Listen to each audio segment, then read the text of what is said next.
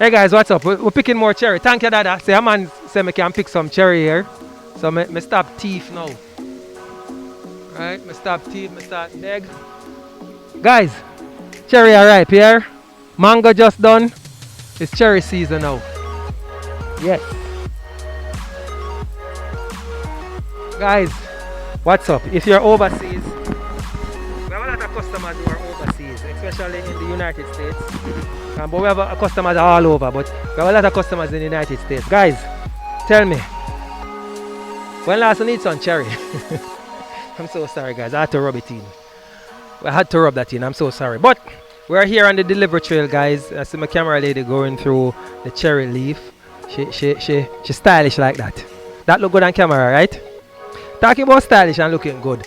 Guys, Fashion Over, Shein, all of them sites, you can buy your items on them and we ship them to Jamaica for you and get them delivered to your doorstep. The country open up again. We have party to go, we have dance to go. All of them heels they want to need.